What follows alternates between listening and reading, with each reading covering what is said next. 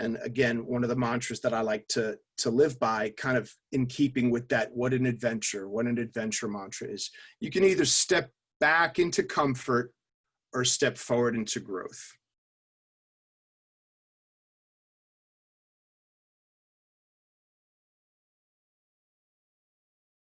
Good morning, everyone. It's great to be together again. And Mike and I have been talking about this for at least a month, and I'm excited that we're finally doing it. Why don't you start off and tell everyone a little bit of the Mike Kenny story? You know, where you grew up, what took you to West Point, how you became a famous boxer, because that's what I hear from everybody. That you're a great boxer, and then Special Forces, and who were some of your influences along the way? Well, all right. No, first I want to say, Randy, thanks so much. This is such a great opportunity. Humbled to be here. I'm hoping that what I'll discuss with regard to, you know, some of my background and then what I do with Warriors Ascent is going to be relevant to everybody, you know, so that is my earnest endeavor, not to just yammer incessantly, but have it be valuable. But with all of that being said, I'm Mike Kenny. I am a 22-year military veteran, 26 if you want to count West Point. I spent my time in the infantry and the special forces and the preponderance of my career in the special forces. So, you know, I'm from Jersey, so that's probably why I speak quickly. I speak fast because I'm an East Coast guy. I'll try to slow it down a little bit. But I went to Rutgers University for a year, tried to get into West Point right out of high school, got disqualified medically. I think I had a hernia or something from wrestling. I was a, you know, varsity wrestler in high school. Went to West Point, systems engineer. That was my major. You'll see some of that reflected in my brief. I pride myself very much on being more of a systems thinker. And I know there's some staggering intellects among the group here, so I'm not going to go and try to compete. I'm sure that many of you are, you know, far more, you know, knowledgeable than me, but I'll say that systems approach really does color my perspective in the way I think. Also being a, you know, INTJ, you know, analytic. So you'll see that again reflected in my brief shortly. No, but, you know, went to West Point. I boxed for West Point. I was, you know, two-time brigade champion, Eastern regional champion, and then I was number 2 in the NCBAs. And I don't say that to say, oh, I was a great boxer. I was good at the collegiate level. You know, Golden Gloves, amateur, Olympic, I'd get crushed. So, you know, as in the words of the immortal Dirty Harry Callahan, a man's got to know his limitations, and I know what my limitations are. So I was a good, solid boxer. I got the nose to prove it. And I'll tell you, I took some formative lessons from that experience, you know, no doubt. You know, so in terms of grit and tenacity, the West Point experience, boxing, Ranger School, Special Forces, all of that, you've got to be gritty to, you know, to get through all those experiences. And again, I'll speak to that in my brief, which I'm hoping I'll be able to pull up, but it's really the perseverance and grit, and then the desire, you know, to be there. Because if your why, you know, it's Simon Sinek, right? Start with why. If that's not solid, you're not going to be motivated to really endure under those adverse circumstances. You're going to say, this just is not worth it. And for me, you know, the driving force was always doing something that I felt was a worthy endeavor, was a stretch goal. Like, hey, it would be great if I could do this. You know, how awesome would that be? And I remember going into my West Point experience on our day, and I don't know if Drew Merowich is on, but he'll corroborate this. So our day, reception day, you know, it's a formative experience in every cadet's life because they're yelling and screaming at you. And that's a very abrupt transition from your life as a civilian to that of a West Point cadet. And it really kind of sucks. But I remember thinking to myself as I'm super stressed, I'm like, okay, hey, I've committed to this thing. And, you know, interestingly enough, with that one decision, it really, you know, 26 years later, the end of my military career, it's interesting. Hey, with one decision, it kind of, you know, I'll say preordains what it is you're going to do for quite some time. No, but I remember thinking to myself, what an adventure. That was my mantra. What an adventure. What an adventure this is going to be. And little did I know that, 26 years later, my adventure would come to an end and I'd retire from the military and do what I'm doing now. So that's some of my background, so obviously it really colors the way I look at things, how I perceive the world, sense making, how it is that I cope with adversity. And I'm hoping in these, next couple minutes or so to kind of paint that picture. And then after that, have a great discourse, field any questions. But, again, as I mentioned, I'm hoping this will be of value to everyone. So with that, Randy, I'm going to try to share my screen. Yeah. And let's see if that works. Does everyone see the big screen? Great. So, hey, lessons in leadership. So what I'd like to call this, the art and science of grit, operationalizing perseverance. And again, one of the mantras that I like to live by, kind of in keeping with that, what an adventure mantra is. You can either step back into comfort or step forward into growth.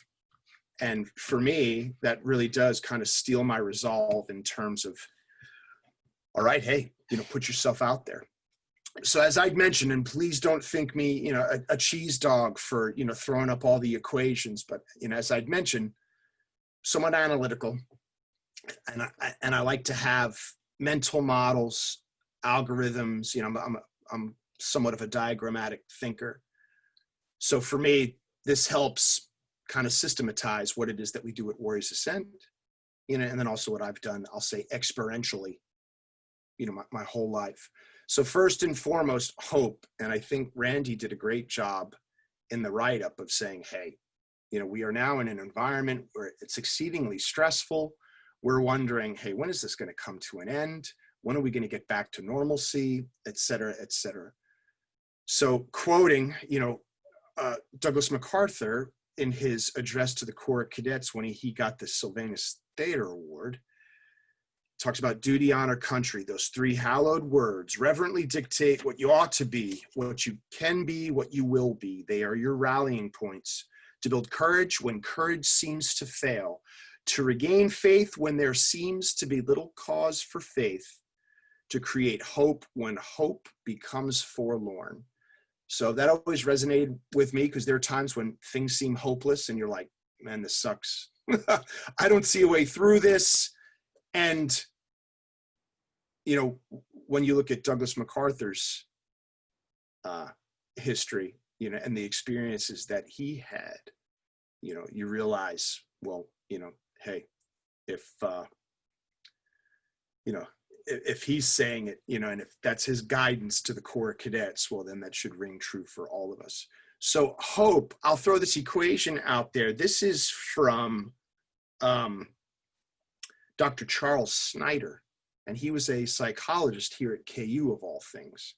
So he's broken hope down into goal or goals, agency, and pathways.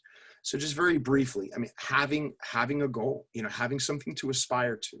What we see at Warriors Ascent is, a lot of people come to us and they're kind of, and I don't mean this in a bad way, but aimless, like directionless. They're a ship adrift and they're like, I'm just experiencing life. I'm not really living life. So one of the first things that we try to do is, hey, what are your goals? What is it that you want to get out of this experience? So again, start with why, Simon Sinek, but you really have to know what it is that you're going after. So it's been said that people are teleological beings, target focused, and that we do better when we've got a target to fixate on versus just kind of meandering about. So that goal is really important. The next thing is agency.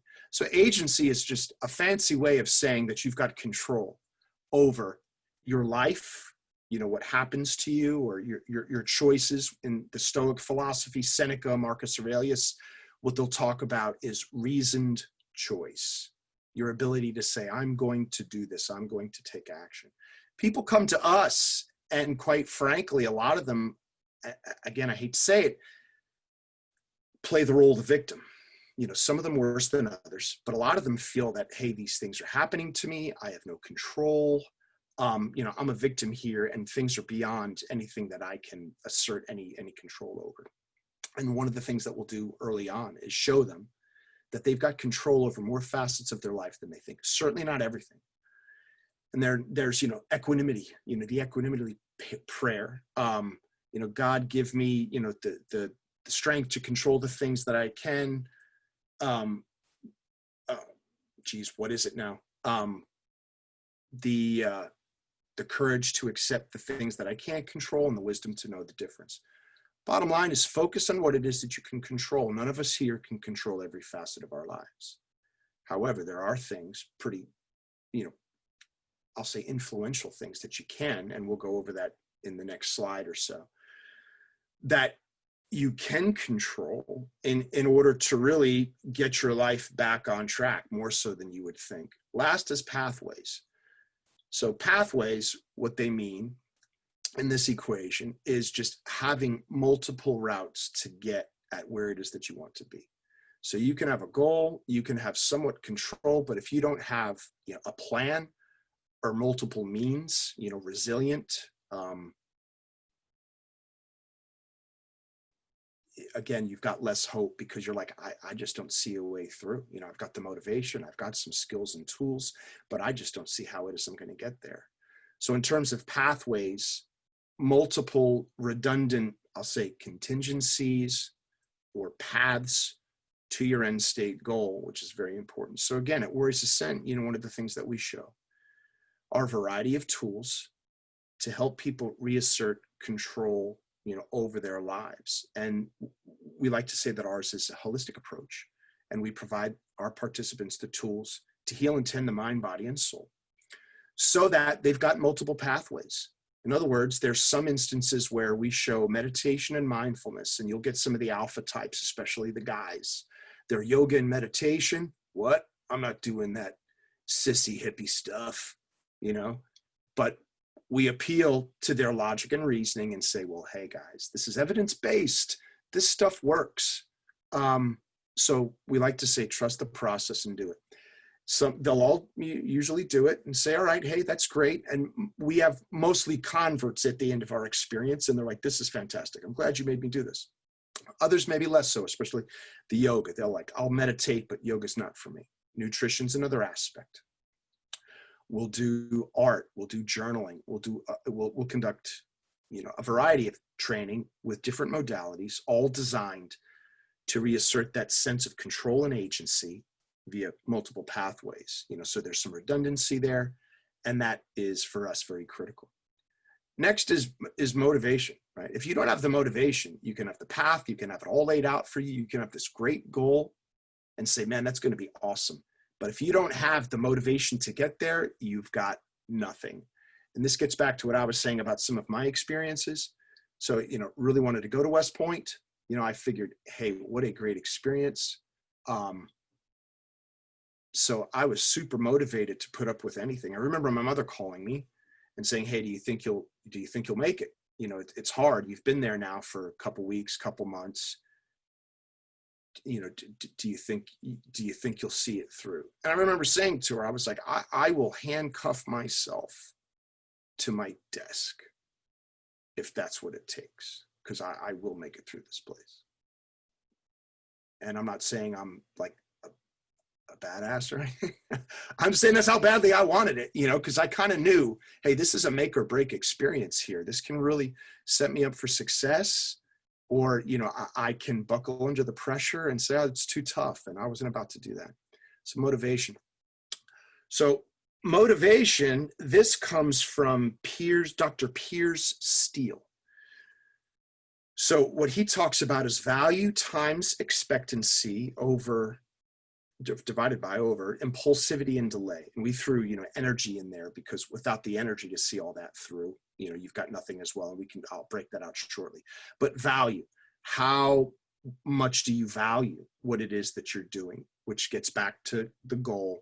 Bottom line is, if you don't value your end state goal, why it is that you are doing what you're doing, you know, with the end in mind, this is going to get me to the next step, or this is going to get me a better relationship with my kids or my family, or you know, get me a promotion at work, whatever it might be.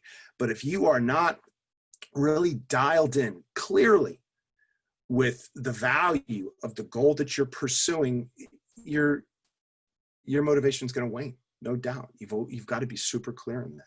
Next is expectancy. So you may value something like, hey, I would love to go to Mars. That'd be awesome. What's the expectancy of that? Man, I'm 50. I'm not astronaut trained. I'm probably not going to get to Mars, But in terms of agency and pathways and the things that we talked about, if the expectancy of achieving your goal with the proper plan, with the proper motivation, with the proper protocols and everything else is relatively high, you're well on your way, to being motivated to do what it is that you need to do. Impulsivity times delay. So what are the impediments for motivation? It's being impulsive. I know we've had speakers just previously that mentioned instant gratification. People want things now. They want it quick. In the conversation that Randy and I were having just prior to this brief, we talk about everyone on their video games, and they want that instant hit, that instant dopamine high. Well, that runs counter to delayed gratification, long-term strategic thinking. And if you can't get that under control, and some of our clients are that way, that flies in the face of that motivation, because again, it wanes and they're not focused. And delay. If that goal is way off, and that gets back to instant gratification, if that goal is way off, it's harder to stay focused on it, because if you're not, getting the payoff next week or next month, if it's something where it's a long-term investment, meditating every day, eating right, nutrition, et cetera, it's harder to stay focused on that goal. So that delay in payoff is really, again, an impediment to what it is that you're getting after in terms of motivation. Last, energy. So if you're not taking care of yourself in terms of self-care, and that's a major focus of our program, that self-care is not selfish, and I'll break that out in our Warriors Ascent pyramid in the next slide. If you're not taking care of that, all of the rest of this is somewhat of a moot point, because if every day you're waking up and you're like, I'm tired, I have no energy, I can't focus, I just can't put forth the mental and physical energy required to get things done, you're really going to be at a deficit. So energy in terms of eat, move, sleep, meditate, breathe, and I'll break some of that out shortly. But if you don't cater for that, and that's I'll say a major foundation of our program is getting that right from the beginning. If you don't have that in place and you're not conducting the requisite self-care, again, all of this is kind of a moot point. Lastly, grit. So purpose, passion, practice, and hope. So Angela Duckworth, her book right here. Actually, I don't think anyone I'm not sure if anybody can see me, but I'll show you the book later. But Angela Duckworth, The Power of Passion and Perseverance, wrote in her book that people that succeed more often than not are not always the smartest. They don't always have the highest IQs. More often than not, it's the person that has grit and tenacity.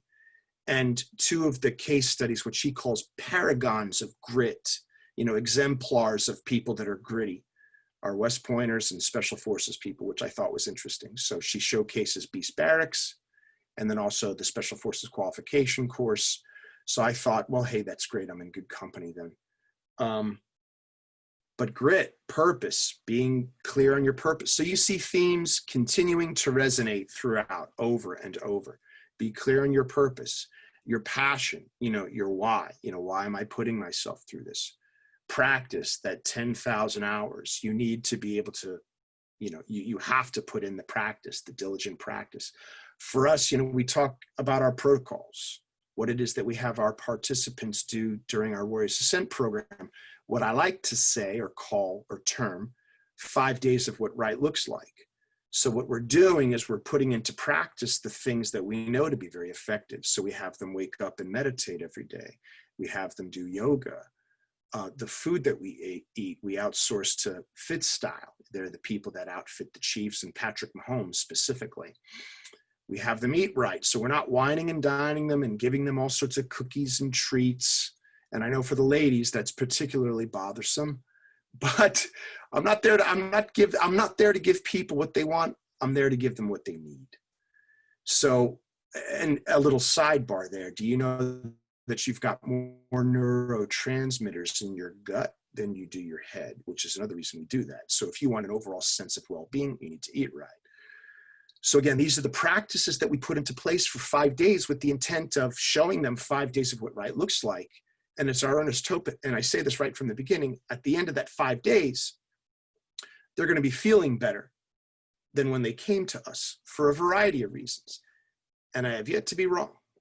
In doing this 40 times, I'm like, do you feel better now on Friday than you did on Monday? And invariably, people are like, absolutely. There you go. So our hope for them is that in terms of practices, they then begin to inculcate those lifestyle choices into their lives. And then lastly, hope. So for those, mathematicians, you can see there's the equation of hope, plug that in, and there you have it. So let me go to the next slide. The Warriors Ascent pyramid. I know it's a little bit busy. I'll just highlight some, critical aspects. So eat, move, sleep, exercise, breathe. Really caters for energy and physical well-being.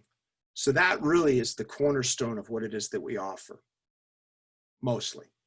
There's also the cognitive behavioral therapy aspects, the mind aspects, so mind, body, and soul. So sleeping, we talk about sleep hygiene, and I'll throw this out to everybody, so all of these things are quite frankly applicable to everyone, including ourselves here. But if you're not sleeping properly, again, you're starting at a deficit. So what we'll go over is sleep hygiene, and that's what temperature should you keep your room? Do you like white noise or not? PM shutdown. You shouldn't be watching blue screens and things of that nature for at least an hour or two before bedtime, because that triggers your serotonin, and that's going to keep you awake. Same thing, don't be dialing into social media. And I know some people were saying, oh my God, the debates, this and that. Yeah, watching the debates right before bed probably, kept you up. There's a reason for that. So sleep's very important. We use aromatherapy, doTERRA, a variety of modalities, all geared towards really focusing on sleep. So one of the things I'll talk about is if you could buy a pill, if you could take a pill that would increase your overall sense of well-being, help you lose weight, recover better from exercise, give you more mental acuity, and the list goes on, how much would you pay for that? And everyone resounded, oh yeah, geez, $100 a month, that'd be great, right? It's like, well, what if I were to tell you it's free? It's 8 hours of sleep, of quality sleep a night. Put in that context, people are like, oh, that's important. I'll give that a more concerted effort to get a good night's sleep. Eating, as I mentioned. So in a nutshell, cut back on the sugar, cut back on the refined foods. Whether you're paleo, whether you're Atkins, whether you're, Mediterranean diet, I'm not here to foist fad diets on anybody, but we really try to stick with what it is that we know irrefutably. Sugar is bad. Refined and processed, overly processed foods are bad too. So lean meats, mostly vegetables, a little bit of fruits, nuts and seeds. And I'll tell you, I've had more than a few people say to me, in seeing them weeks and months later after our program, that the dietary recommendations help them significantly. So movement, get up, move. We get people from all walks of life. We get, 60, 70-year-olds, Vietnam era veterans. So if we're saying, hey, you need to do CrossFit and something crazy and rigorous like we used to do in special forces, yeah, that's just not going to fly. So doing something where they're exercising and that mind-body connection. That's why we do yoga and things of that nature. But movement is super important. Movement and exercise have been termed, doing that like a little bit of Ritalin and a little bit of Prozac. It's got that calming effect and also has that enervating, energetic effect as well. And multiple studies have shown that. Breathing and meditation. So that is the other thing. Meditating, centering yourself, helping you focus. The science behind meditation is through fMRI imaging, studies have come to find that the amygdala, right, that's your animal brain, fight or flight, the reptilian brain, actually gets hyperactive. So, and grows. So the imaging has actually shown that people that have undergone prolonged severe stress, the amygdala actually grows. The modality, the mechanism that meditation works on is it strengthens the prefrontal cortex. That's responsible for logic and reasoning. So what it does is, in essence, helps you strengthen that and assert that control over the amygdala. So when put in those terms, the doubters that are like, I'm not doing your hippie meditation, at least kind of begin to trust the process and say, all right, I'll give it a try. But that's why meditation is so important. It keeps you centered, it keeps you focused, it keeps you from succumbing to that irrational, emotional part of the brain. Meditation and mindfulness, and I won't go through every facet of this. We'll open it up to questions shortly. But so meditation, mindfulness, cognitive behavioral therapy is really the cornerstone of our therapeutic approach. I've worked with Dr. Bruce Lease from KU Med and KU's Coffin Logan Center for Addiction Research and Treatment. He brings the cognitive behavioral aspects to our programmatics. So bottom line, what does that mean? So what he'll tee up is system 1 and system 2 thinking, right? For those that have read Daniel Kahneman, the notion that your system 1 thinking, automatic thoughts, govern the vast preponderance of your behavior. So if you've ever driven to work and you can't even remember taking the drive, that's your system 1 thinking. And that also controls a lot of your habits that you may or may not realize. Some of those habits serve you well, some of them don't. And what we do is we make people more cognizant of their system 1 habits that are not serving them well. So that visceral reaction to when somebody's spouse or child says something, or whatever it might be, and we help people understand those facets. So that's important. Attitude and gratitude, journaling is important. So we have people take conceptual right brain thinking, make it concrete with journaling. So that's what they call narrative therapy, and what we find that to be exceedingly effective in terms of getting all of those thoughts that people are maybe having trouble grasping and coming to terms with, and actually putting it down in a journal. Gratitude, or a gratitude journal, similarly the same thing, in that, hey, take inventory of what's good in your life, because people tend to be very threat focused. And if you don't take inventory of the good things in your life, you obviously tend to focus on the bad. So the rest: character, virtues, purpose, mission, goals. We've spoken to that. Actions, habits, and algorithms. That, quite frankly, is what our approach is about. 5 days of what right looks like. And we try to inculcate those habits in our participants for those 5 days. Community, tribe, connection, and belonging. I'll just say these 2 things, and we'll go on to the last slide and then open up to question and answer. But when I've asked people in terms of the community aspects and being around other warriors like themselves, what was the most powerful aspect of it? They said really two themes that I've heard resonate over and over again. They said, 1, to be authentically heard and understood by people like them with shared experiences, not just a clinician who may have the academic bona fides and the book smarts, but people that have been through what they've been through, and to be heard and validated by them. That's powerful. That's one. Another aspect, maybe a little less intuitive, is you get a lot of alpha males and females, high performers, and just the fact that they're feeling these adverse effects, a lot of them think that, well, I feel this way because I'm broken, because I'm not tough enough. Being around other people like them, Marine Scouts, snipers, Airborne Ranger, Green Berets, the list goes on, SWAT guys. When they see other people, high performers like themselves, feeling the way they do, they realize that they're not alone. And it's that notion of being alone, being an outlier, being weak, that is corrosive and toxic. And by forming a community of people of similar pedigree that are dealing with the same issues, it's powerful. I mean, it really is therapeutic in its own right. So last slide, philosophy and psychology of grit.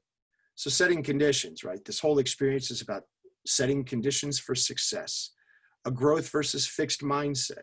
So we've talked about some of that before, I know, or at least we've touched upon it in previous discussions. You can either have a fixed mindset stating, hey, I am who I am, I'm as good as I'm going to be. We don't like that. We're always like, you can always be better tomorrow than you are today. So, we give people the tools to do that. Lifelong learning, right? So I know everyone here is a lifelong learner. They continue to read, grow, and evolve, but the mantra of win or learn. So that's the other thing. A lot of people are afraid to fail. So people that come to us, are like, well, hey, I don't want to put myself out there. I don't want to take those risks. Taking prudent risks. You're either going to win, you put yourself out there in a growth opportunity, or not. And if you fall short, that's okay, as long as you learn from it and then come back better, having learned from the experience. So it's the whole obstacle is the way, mindset. I'd mentioned system 1 and system 2 thinking. If you're cognizant of your system 1 thinking and understanding how those habits are ingrained in you, limiting beliefs, whatever they might be, and whether or not they're serving you, you can then begin the process of either A, reprogramming the negative habits, number 2, inculcating new, more positive habits that are going to serve you in a better fashion. Protocols and algorithms.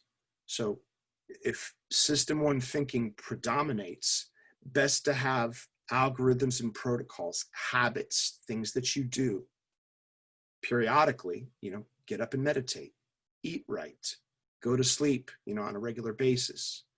Things that are automatic habits for you that serve you. So in large measure, our program is about inculcating those habits and protocols, which gets to the if then implementation directive. So, you ask, hey, how is it that people do that?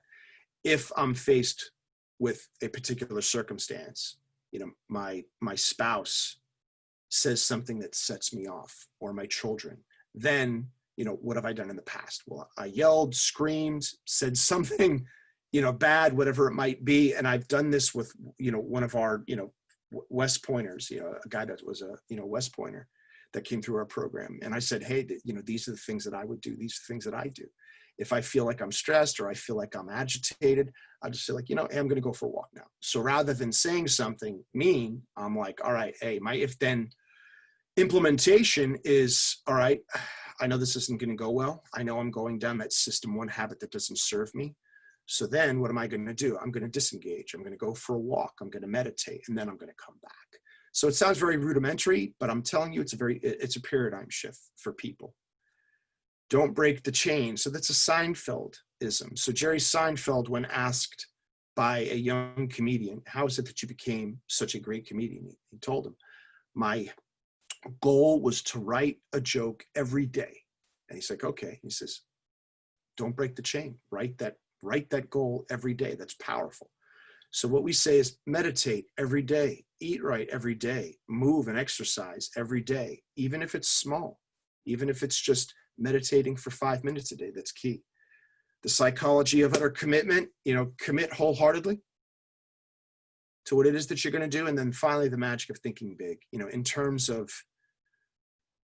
what are your goals for yourself, for your family, for your career. A lot of people aim low, and it's not going to motivate you. It's not going to inspire you. The key to grit is thinking big, is having lofty goals, reasonable goals for yourself.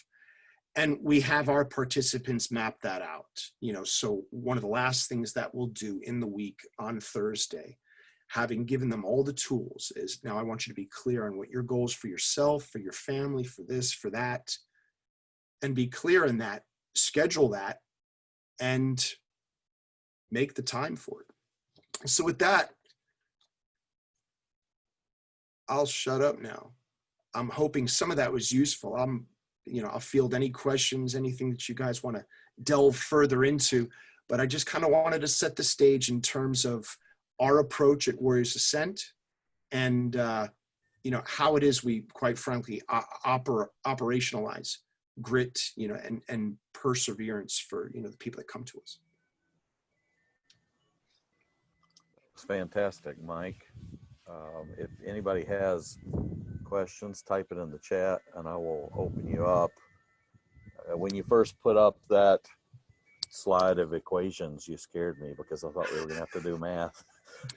But what I loved about that is as I read the words is you've built equations off something that offsets what I think is plaguing us today. We're trying to numerically quantify value and self-worth. So we measure ourselves based on likes and retweets and number of connections and number of friends, and it's a dangerous place that I see kids are prone to, but it's not just kids, it's really adults too are caught up in this trap of I can numerically quantify my self-worth based on how much people liked what I posted or what I said.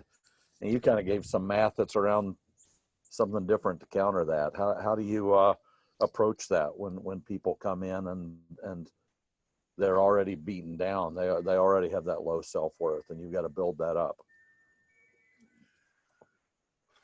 Well, what we talk about is, if you're intrinsically motivated, that really is the key. I'll even say that to my kids. If your sense of well-being and worth is predicated on other people's opinions, and I know that's hard because we're social animals, we're social beings, and we're programmed, that tribal instinct to belong, and that's super important. So I would never say to anyone, to include my children, that be a loner, don't try to fit in.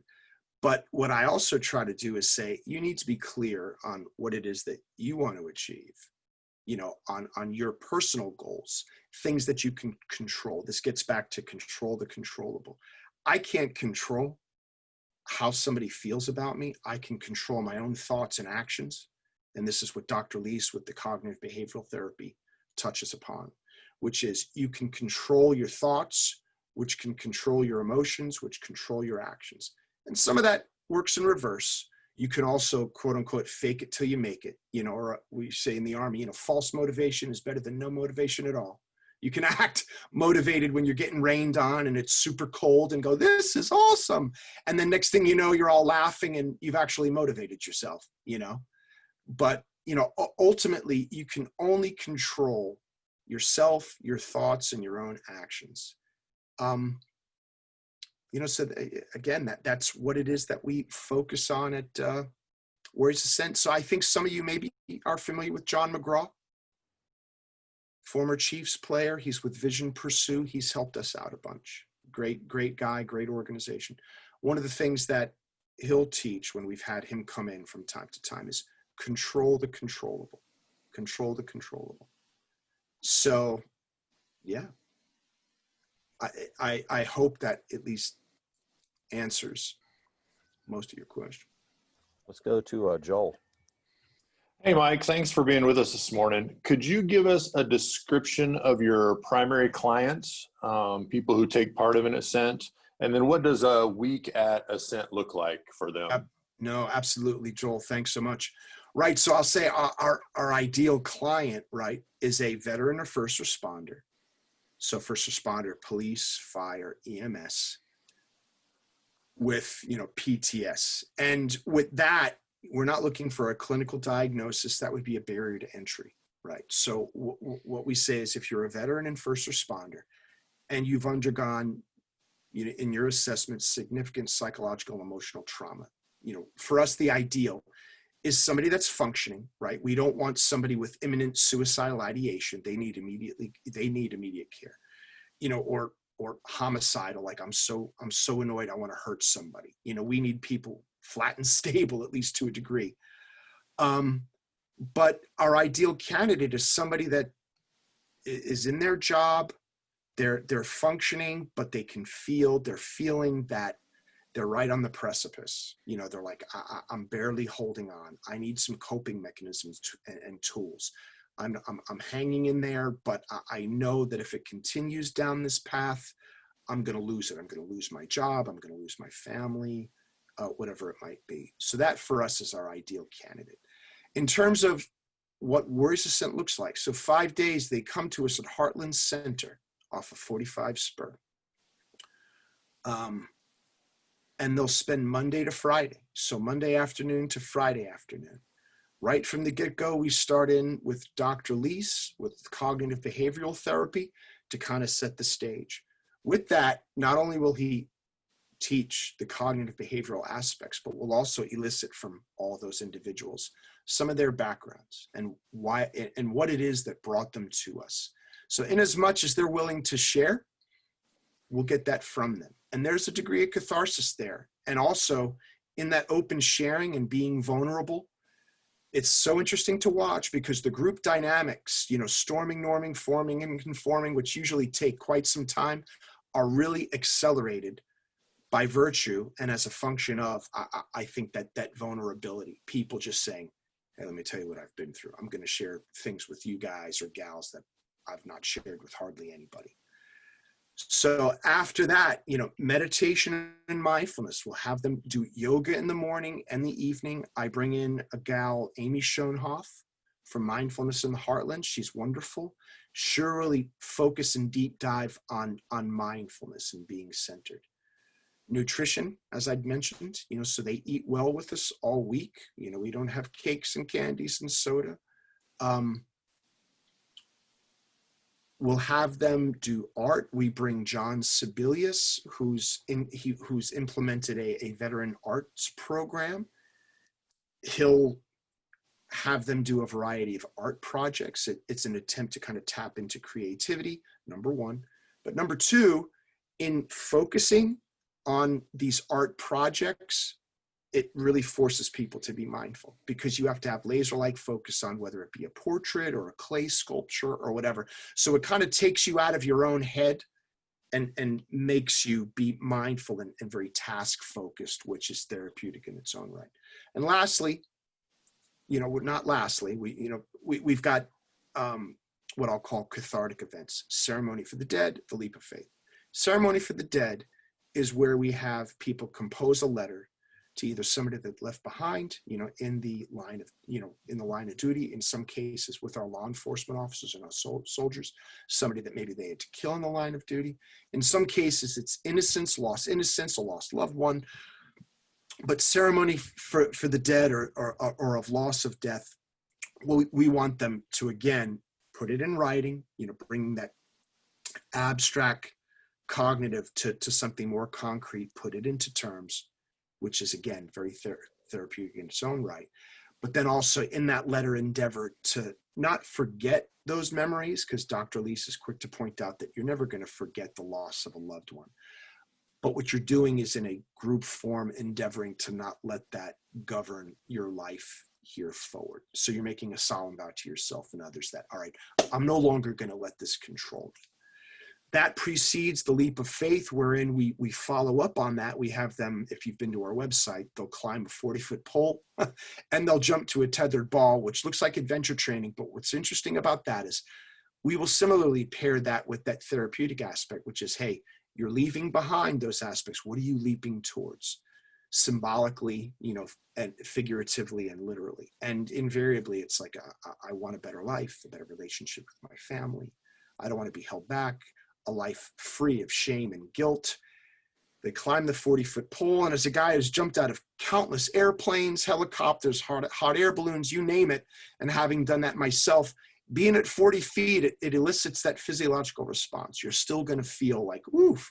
And I think, and I've asked multiple clinicians that have witnessed or participated or facilitated that event, what is it that makes that event so effective? Number one, it's being around a supportive community. Number two, for many that have undergone trauma, pairing that supportive community and positivity with that adrenaline rush, that physiological response, pairing it with positivity, probably for the first time in a long time, if ever, it is actually therapeutic. So that's kind of, I'll say, a working hypothesis as to why that cathartic event is so powerful. And I'm telling you, we brought people from Fort Riley, the Warrior Transition Battalion change of command. I remember saying to the battalion commander and sergeant major, I said, watch the affect before and after. I said, it's transformative. And, you know, you can see the face, the affect. They're like, you know, worrisome. They come down. There's just this sense of relief and catharsis. It's almost inexplicable, but yeah. And then, lastly is the sense of community that everybody gets from being in that cohort. So not only is it the cohort, which is, you know, what I'll call them as a squad equivalent, but also I'll say the Warriors Ascent community writ large. So multimodal, you know, multiple modalities, a very holistic approach. And quite frankly, whatever facets resonate with those individuals that participate, they take that with them, and we put them on the path to healing. Thanks, Mike. Make sure you don't forget to promote your website and where people can make donations too. Absolutely. No, thanks so much. Thanks so much. I'll probably send you all a newsletter. We have a gala, by the way. Yep. Not my shameless pitch, but 6 November, we have a gala. If you are all good with it, I'll send you all the newsletter that outlines how, if you so desire, you could, you know, participate or support in some capacity. Yeah, and we'll wrap up with that at the end, but I think that's important in this time. You've lost a fundraiser with the golf tournament that you had normally in July, and like most organizations are doing good work, it's been a struggle to adjust, and so you've made adjustments. Let's go to Ryan. Ryan has a question.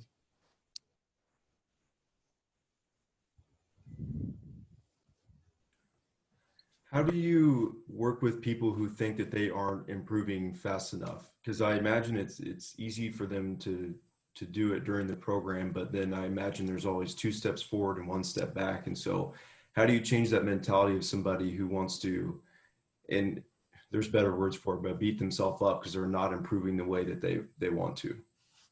Ryan, that is a great question and a great insight. And again, having done this now for many years, what I've come to find is at the end of that 5 days, there's almost this euphoria. It's like, I feel so good. And I will caution everybody. I'll say, guys, gals, and we run pure cohorts, by the way, we don't mix for a variety of reasons. But what I'll say to them is, you know, I'm sure you're feeling good now, and that's great. So, but understand, you know, life has obstacles. It's not going to be all sunshine and rainbows here forward. You're in a controlled environment. We've kind of controlled it for you. We've shown you what right looks like. We've shown you what self-care looks like. We've armed you with the tools. It's incumbent upon you to go and practice those tools. You know, the whole praxis, theory and practice. I said, but let me set your expectations. Let me temper your expectations now. You will have setbacks. You know, in other words, you may not always be mindful. You may have an outburst. You may not be, you know, being your best self, and you just need to know that. And if you go in knowing that that does not constitute failure, it does not constitute an admission that the program doesn't work, what we've shown you doesn't work, that's not the case at all. What it is, it's reality. You have to address it, say, all right, hey, you know, I had an outburst, or I had a setback, or I wasn't living up to my full potential here. Reassess, readdress, you know, and I talk to guys, I won't say regularly, but, you know, we'll have people say, I'm hurting, I'm this, I'm that. And you're like, are you meditating every day? No.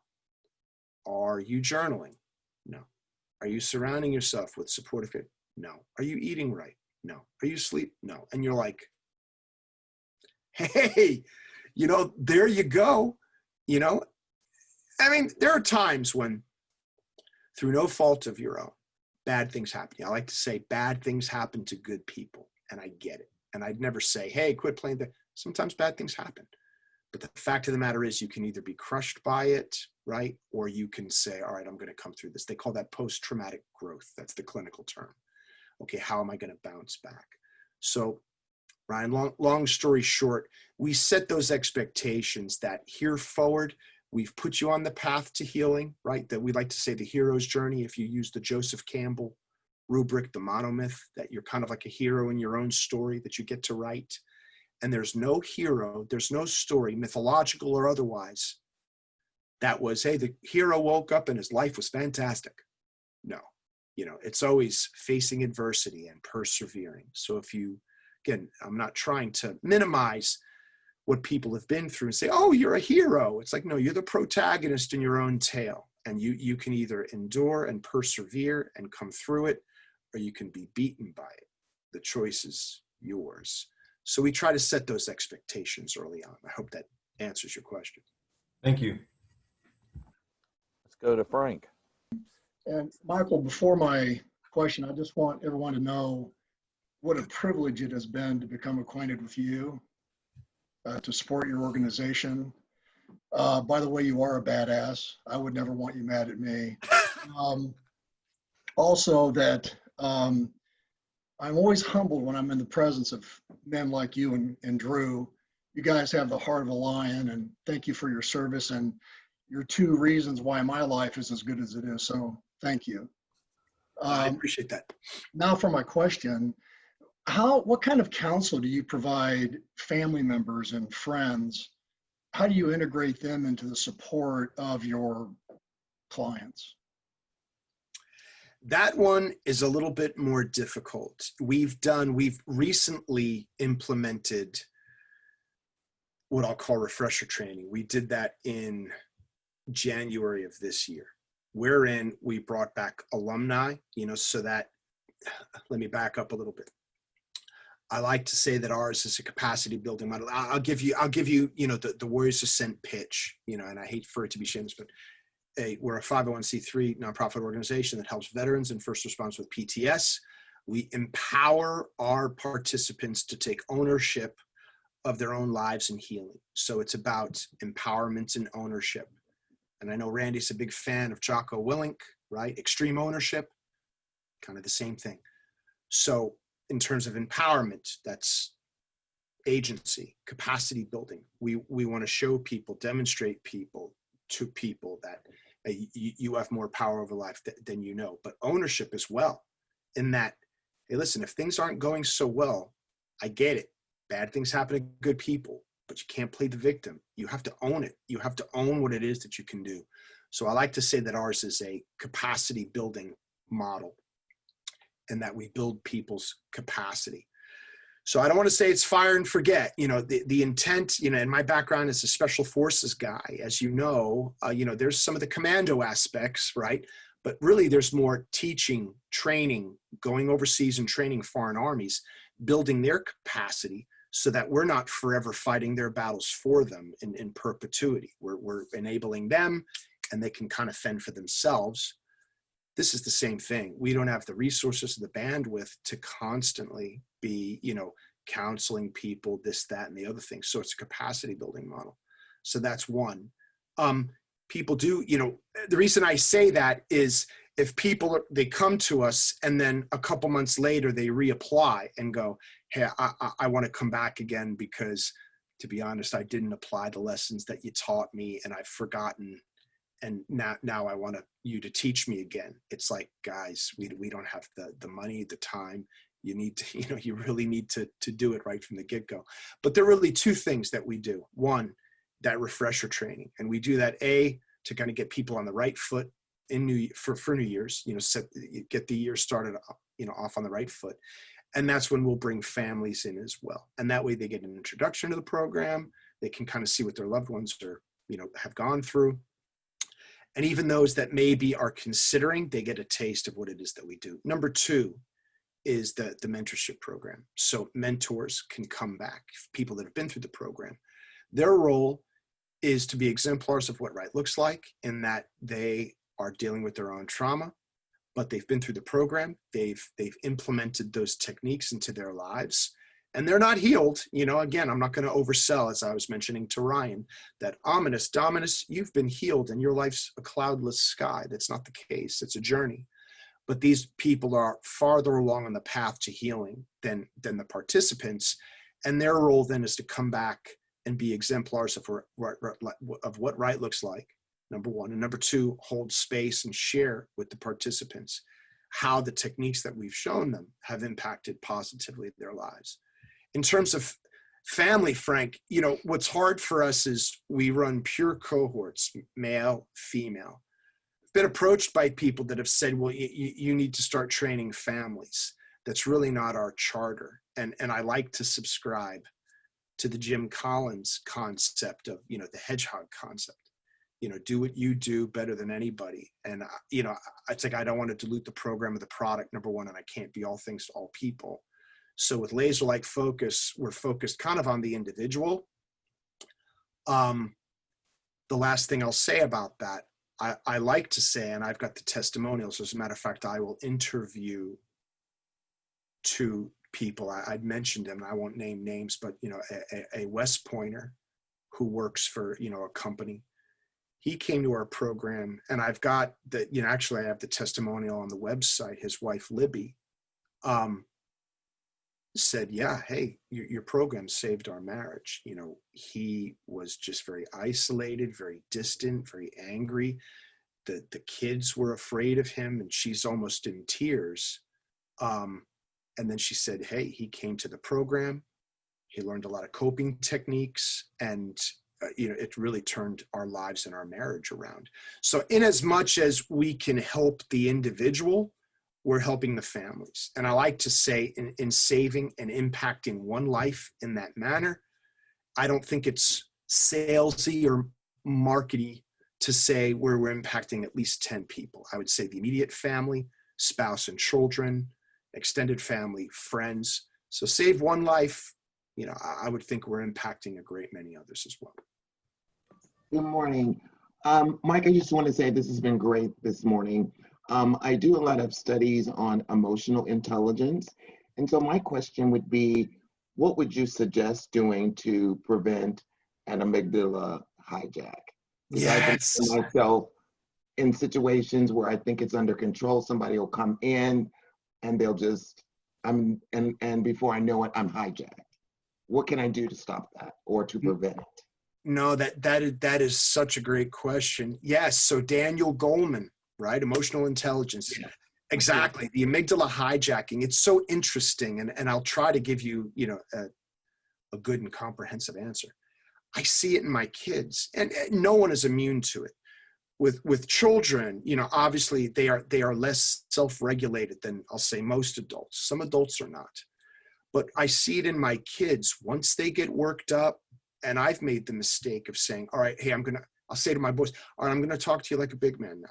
I'm going to talk to you like a big man here. And I'm trying to reason with them, you know, all right, listen to me. I'm going to speak like, they don't want to hear it. They don't want to hear it. Nothing I can say, no matter how logical, is going to appeal to them. So where applicable, where you can, I just choose to disengage. You know, so in some cases, you got to get out the door. You know, with the kids, you're like, hey, listen, I'm going to assert control and grab you, and we're you know, we've got to be somewhere. But where applicable, there are times, and I use my kids as an example, and I know, Mary, you're saying that, you know, in this case, it might be you where somebody works you up. My recommendation would be a number of things. One, it's been said, you know, step in between stimulus and response. So in other words, somebody says something, they make a disrespectful remark, or, you know, whatever the stimulus might be, kind of pause and breathe, know yourself. And this is the system 1, system 2 thinking. Know that, oh, this person's doing it again, you know, and do your best to say, all right, take a couple deep breaths.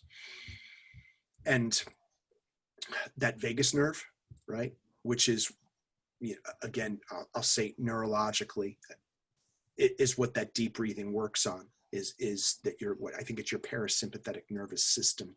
When you do deep breathing, it helps stimulate the vagus nerve, which will calm you down. That's one of the mechanisms there.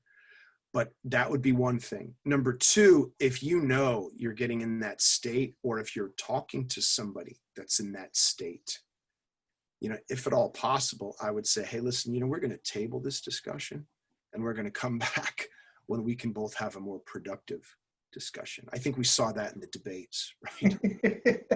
It was crazy. Absolutely. You know, I mean, and that's an instance where you can't just postpone that for a later date.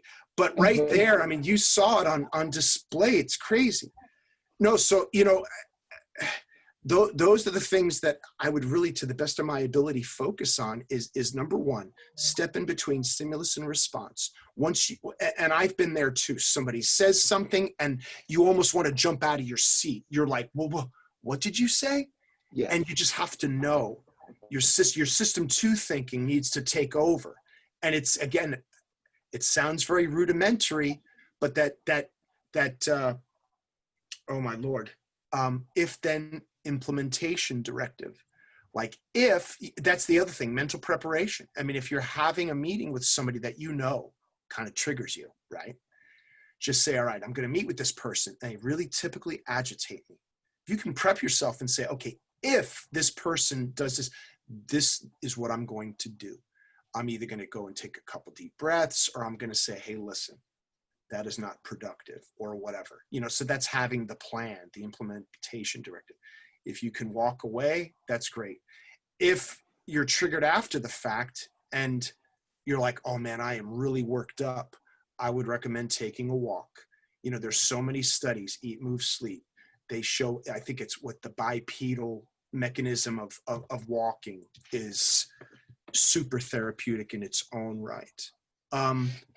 I hope that helps. There are some circumstances, I mean, I'm not naive. I realize that if you're in a boardroom or if you're in a meeting where you can't just get up and walk away, that won't work. You know, there's some instances where maybe you can, but, you know, I would breathe, number one, you know, and that'll help center you. And then, you know, number two is just really, just try to think and be deliberate about what it is that you're going to say. And I mean, if you do have control over the situation and you know the person you're speaking to is hijacked and you yourself, it's not going to be a productive conversation. And to the best of my ability, I try to, again, either disengage and table that discussion or maybe just lay out some parameters in terms of, hey, listen, if we're going to go forward with this conversation, let's dispense with the ad hominem attacks. Let's stick to the facts and let's make this productive. And if we can't do that, then I'm just not going to discuss this issue with you. That has been very helpful. Thank you so much. I love the step in between stimulus and response. So thank you. Absolutely. No, thanks so much. Chris had to drop off to go to another meeting, but I think he had a great point about avoiding the one and done that we've probably all experienced in training, you know, throughout careers and opportunities. And I know you've hit on a little bit of it with folks in the program and creating the right kind of environment, but what would you counsel other folks that haven't been through the program, just all of us, of how do we avoid the one and done mentality of when we learn something new? I think I understand what you're saying, which is, you know, hey, all right, I've got it.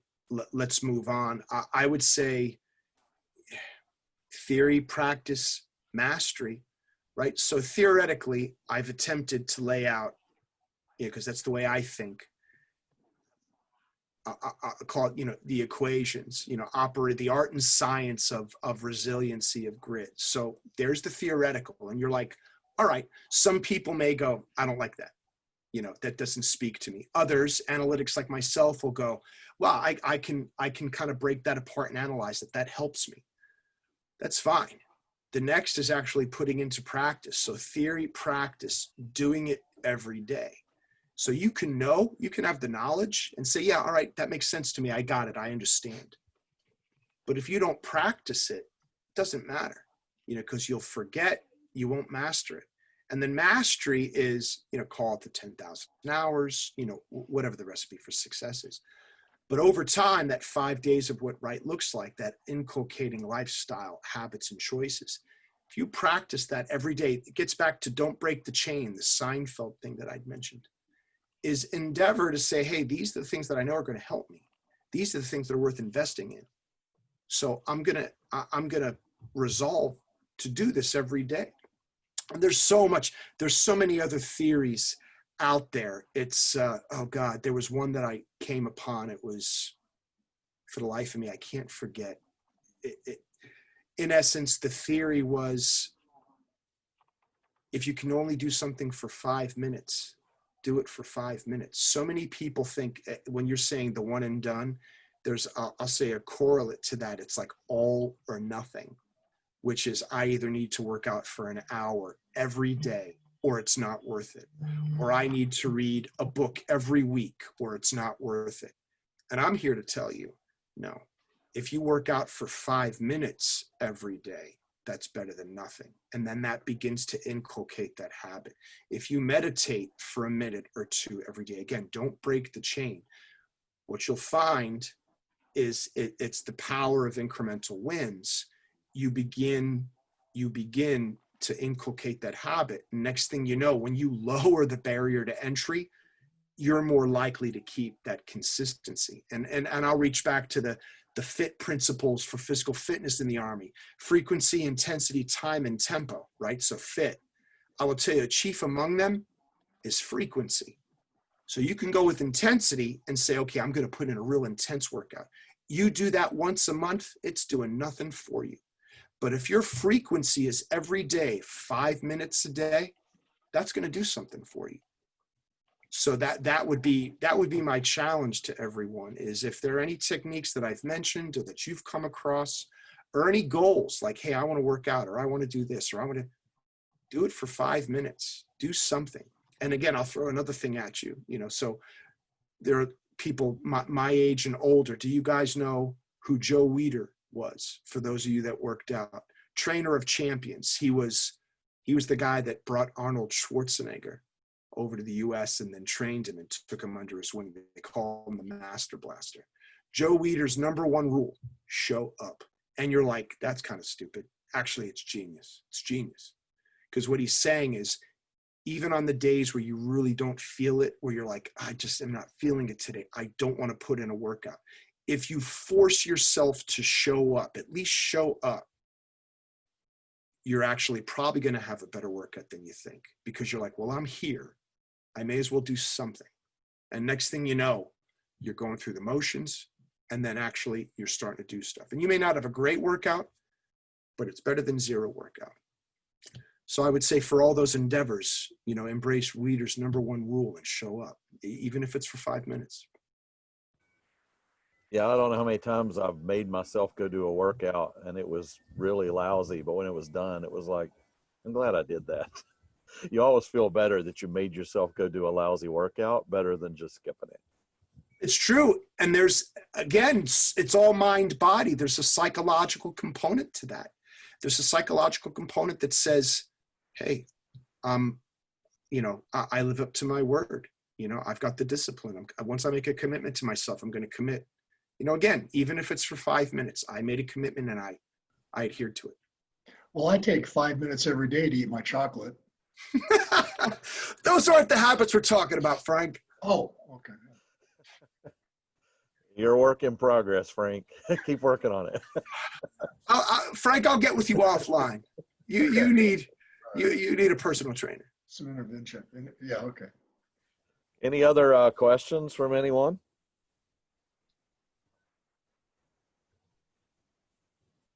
Let me ask this one just to close out. Who inspired you along the way? Has anybody just comes to mind early in your career, or as you went through West Point or went through Special Forces? Who inspired you and helped make Mike Kenny who you are? When I was a kid, and I still have the posters in my gym, my little workout gym, Bruce Lee. Oh, yeah. I thought that guy, little dude, I'm not a big guy, I'm 5'8", and that guy was a bad dude. And he was the, philosopher, all of it. So, in terms of pugilism and martial arts, I definitely say, Bruce Lee. Eisenhower, I'm a big fan of Ike. A good Kansas native, number one, but if you read The Supreme Commander, just really interesting stuff, so inspirational. Just a man of character, very analytical, and the weight of the world on his shoulders, when he was the Supreme Allied Commander. And if you read that book by Ambrose, very interesting. it's all the things that I would say the every man and woman deal with: the self-doubt, the am I doing the right things? Why isn't this person doing what I want them to do? Why are these people being so difficult? All the things that you think on the surface that, man, a guy at his level, he doesn't contend with such issues. No, it's like, I think Sheryl Sandberg, I think that's her name, Lean In. They talk about how, everyone feels like a poser. Everyone feels like, they're faking it. They all have that self-doubt, no matter at what level you're at. And for me, reading Ike's story, seeing everything that he went through, the things that really resonated is he's a man of character, a man of conviction, very thoughtful. Then he goes on to be president. And again, the level and weight of decisions that man had to make, if he weren't a man of conviction and character, he would have buckled under the pressure. So he'd be another one. Yeah, he's brilliant, and just and the humility as a leader. When you think that on the eve of D-Day, he sat down and wrote a letter to the American people saying this failed and it was my fault before we even launched. So he was planning to take responsibility and ownership, and we need that kind of character in leadership in companies and the community and our country. So here's a hard question then: Bruce Lee or Chuck Norris, who wins? See, I like Chuck Norris too. I mean, he's, I love the rules, the rules of Chuck Norris. Chuck Norris doesn't sleep; he waits. That's right. Yeah, no, I like Bruce Lee because, I like Chuck Norris too. I mean, you can't go wrong there. But, as a kid, I thought he was, the master. Oh yeah.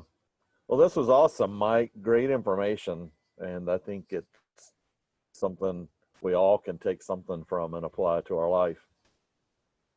No, I appreciate the opportunity. Again, I hope the equations weren't too much, but I kind of wanted to lend form to the topic than just having me yammer. And I hope some of the, I'll say, rubrics and tools that I teed up are useful. So we'll get information out to everybody about the gala and what an important fundraiser that is that you have coming up in November.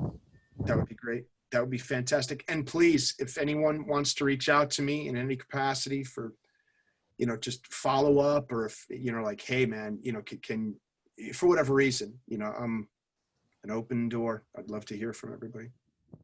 All right. Well, thanks, Mike. And thanks everybody for joining. Have a great weekend, and we'll see you all next week. Thanks so much, everyone. Randy, thanks so much. Appreciate it. Yeah. Thanks, Mike. It was awesome.